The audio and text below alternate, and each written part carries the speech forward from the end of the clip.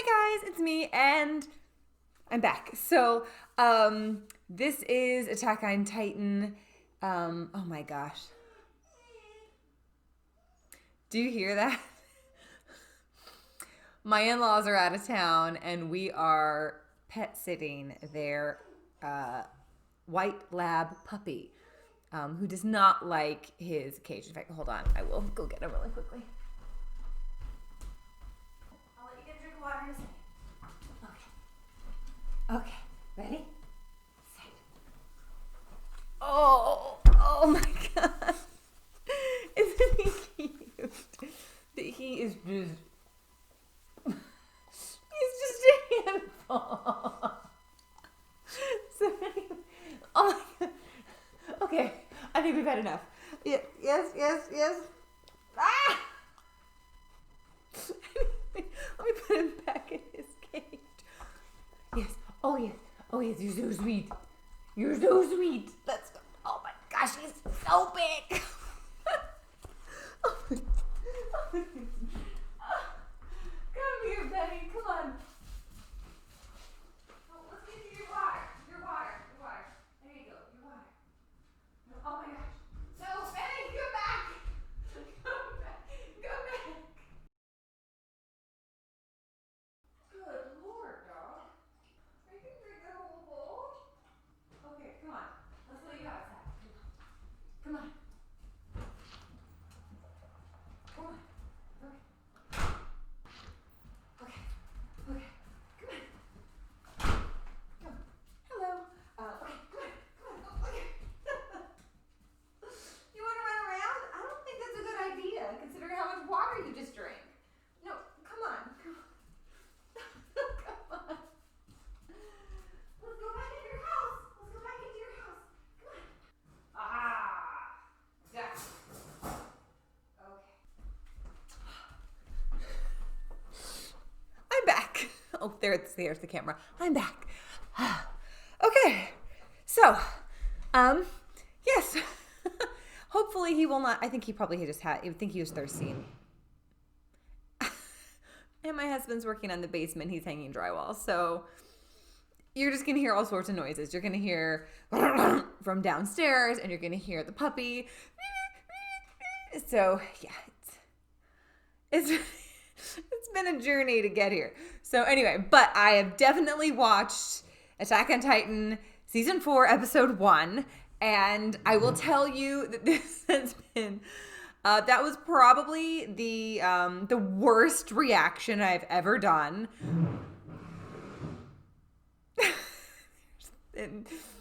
Never a dull moment in our household.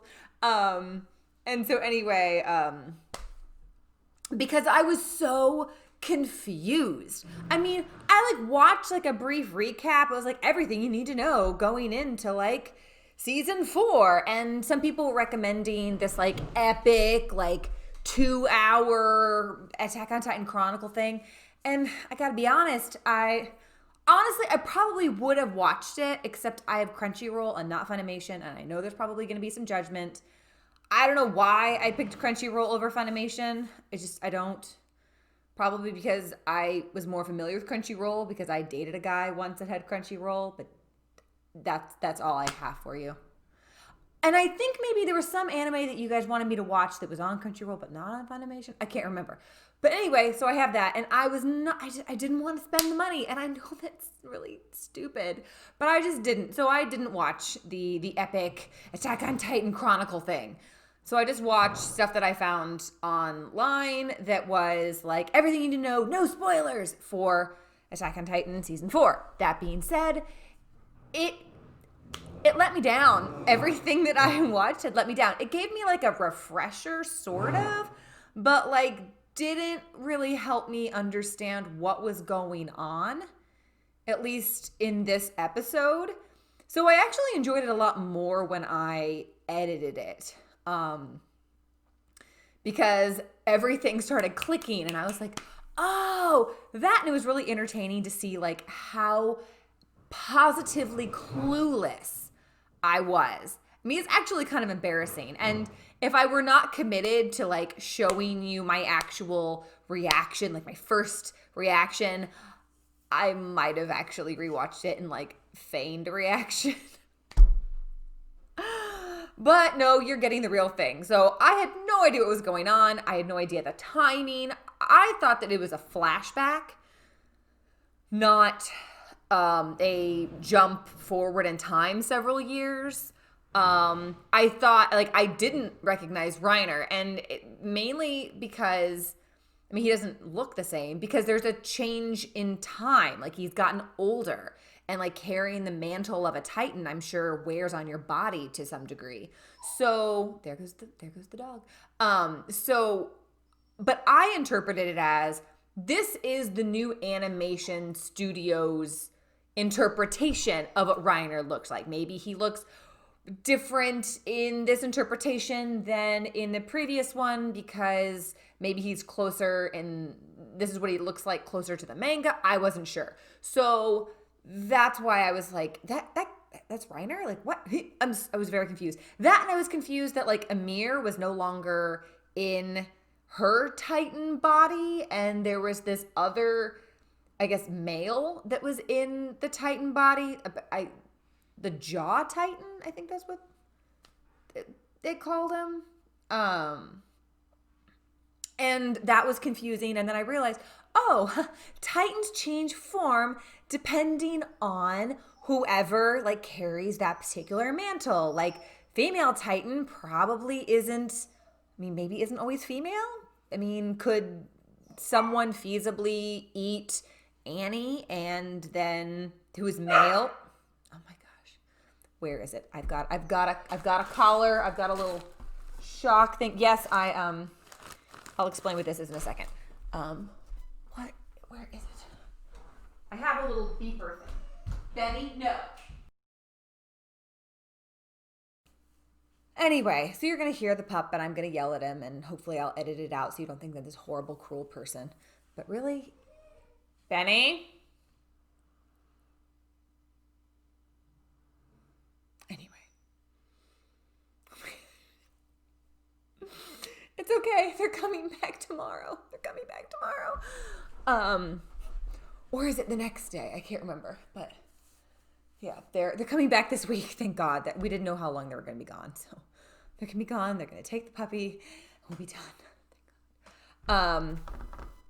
Where was I? Oh yeah, how like how Annie, or could I guess male eat Annie and acquire her Titan, and would, I assume the form would be different, because I don't know why I didn't think about that, because like Eren looks a lot like his Titan, so that makes sense. And when you look back, like Annie looks a lot like her Titans. I don't know why I didn't think like, oh, if someone else embodies that Titan, that they look different. Anyway, it just didn't click like the whole time. But once I watched it again, I really enjoyed it. And some things, I really liked the girl. I feel like there's actually some what's the term? Homologs or analogs? Homologs, I think. Let's see, homologs or analogs.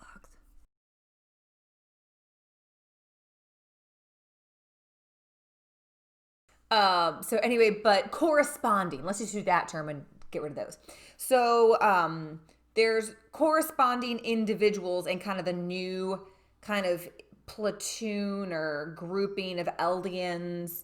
Like there's definitely kind of like a Hanji type kind of spastic character there, but I don't know who, I mean, maybe like a less hindered Mikasa, or let's just say like a kick butt female character who I really enjoyed. In fact, I like her better than Mikasa, who's just like, Eren, my scarf. Like, I watched one recap where this girl was just fangirling on Mikasa like crazy, and I was like, really? Like, she is not the coolest female character in this entire series. Like, yes, she's epic, but like, I don't know. I just don't find her as compelling as like a lot of the other characters in the series. So anyway, but I think there's going to be a lot of characters in this new crop of this new group of people that I would really enjoy, kind of seeing their narratives fleshed out. And I'm kind of bummed that we didn't maybe get to see that previously. I mean, I get that given the time, this has happened after seasons 1 through 3, but I don't know, like I just find this kind of fascinating. So I would love to see more of that in their story. So I know at the end of the series, I was like, yeah, I think those people are interesting, but I really want to get back to the core group of people. And although that's true, it's actually kind of not true, because I do want to see these people fleshed out, particularly given that I've rewatched it and I now know what's going on. And I'm like, oh, like these people have had a very unique experience as they are kind of the oppressed individuals that allied themselves with the Marleyans, but they're still considered second-class citizens. I mean, the fact that she's had to ask permission to take off her armband just was like, I just really want to know what's going on with there, why they are committed to that, why they don't change sides. Like, I don't know, why their loyalty is to this group of people that clearly look down on them, oppress them, close them up into ghettos, and then give them a mantle of a Titan where then they will live 13 years and then die. Like, what compels someone to stay loyal to a group like that? Like, I find that really fascinating. So I would enjoy seeing that kind of unpacked this season. The action's fantastic. It is. Oh my gosh, that one shot where the guy is, he's watching, you can see like the back of him, and he's just watching like the field of battle like unfold in front of him. I mean, I thought that was absolutely wonderful. It was just, I know that there's some people have been like, I don't like the animation as much. I don't know. I really, now that I know that there's like a time lapse and like Reiner's older and it's not just like a weird reimagining of like Reiner's physique and facial features, like I think I'm really going to enjoy watching this. I think that this animation studio has a lot to offer. So I am excited to see what they do with this, particularly given the core characters and watching, people swing around and stuff. Like, I don't know, I think that'd be really, I'm fascinated and really excited to see it. So yeah, I've decided that I'm going to do a video of the opening credits. I will tell you, I don't like the opening song. But then again, I didn't like the opening song after season 1 either. I was very attached to the season 1. That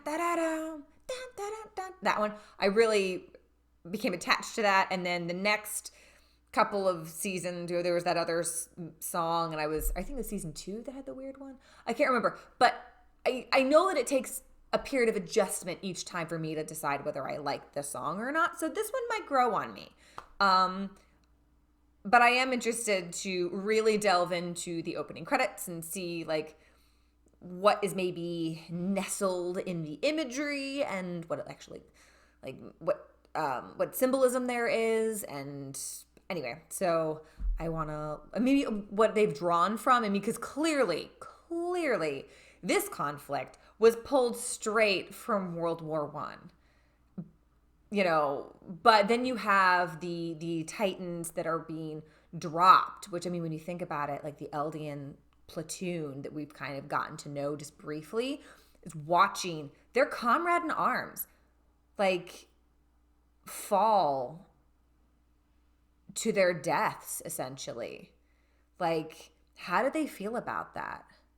But like that scene where they are, exploding over the city. I mean, obviously that's reference to, bombings in World War II, like maybe fire bombings. So, and then obviously you have like Beast Titan throwing the bombs at the ships. I mean, it's clearly looking like World War II. So they're pulling a lot of things from World War I, World War II, like trench warfare, the bombing slash paratrooper type invasion of the Titans. So I really want to look at the opening credits to see like if they, I mean, it's pretty obvious that they're pulling stuff from like Triumph of the Will and imagery of the Holocaust camps, like the mass graves. So, I mean, obviously they're pulling stuff from there, but I just want to look some more and see if there's anything else in there. So yeah, that's it. I am so sorry when you watch my reaction. In fact, I don't know whether you're going to watch this before or after you watch the reaction, but just know, I know it's not great. I was so confused.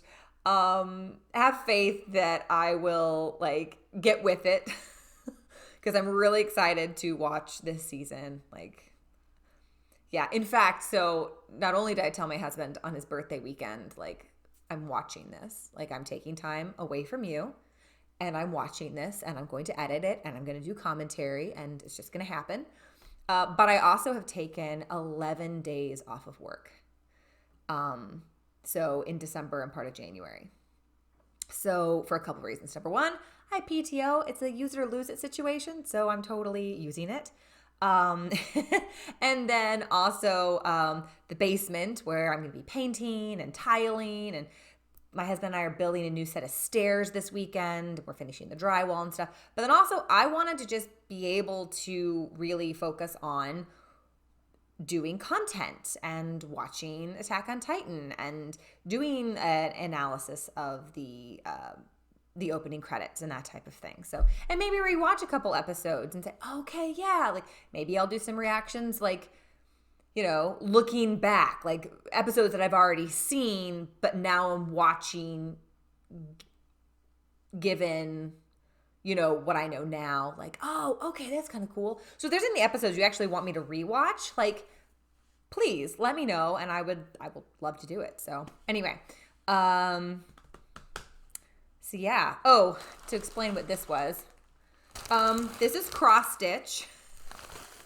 I am turning into my mother, which is honestly okay because my mother is like one of the sweetest women on earth. And the reason why I'm doing cross stitch is because I am getting a nursery ready.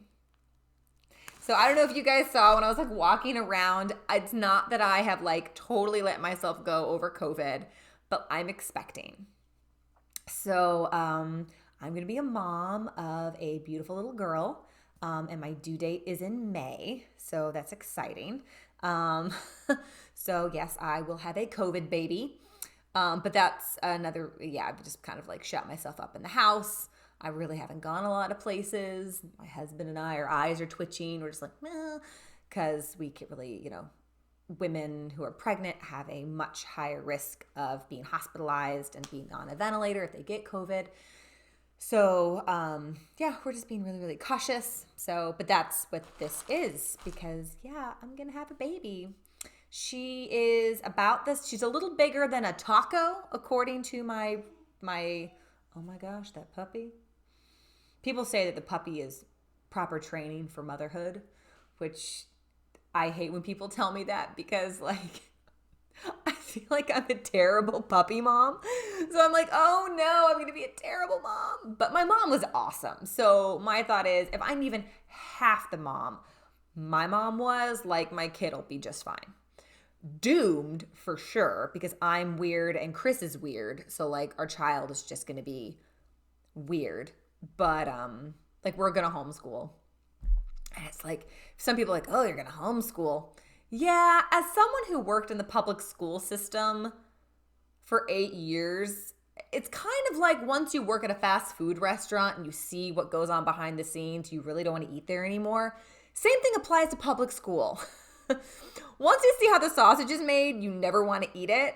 Once you've seen all the shenanigans that happen in a public school, you never want your child to be around it.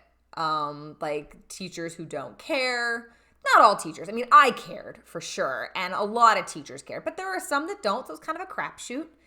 And honestly, like a lot of the gross stuff that kids are exposed to earlier in their childhood, like at schools, like I'm sorry, I don't want my daughter exposed to that. No. So we are going to homeschool.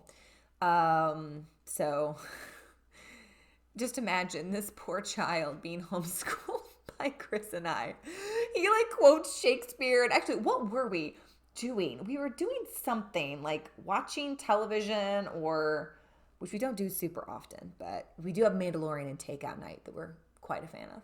I think we were playing a game, and all of a sudden he just like quotes something, and he's like, "That's Wordsworth." I was like, "Our child is doomed." So here I am, like, analogous or homologous? And my husband's like, "Oh, that," like quoting poetry. Yeah, she'll be educated, that's for sure. So, yeah, hopefully we don't ruin her entirely. So anyway, I hope you guys enjoy the reaction, and yes, I will see you on the next one.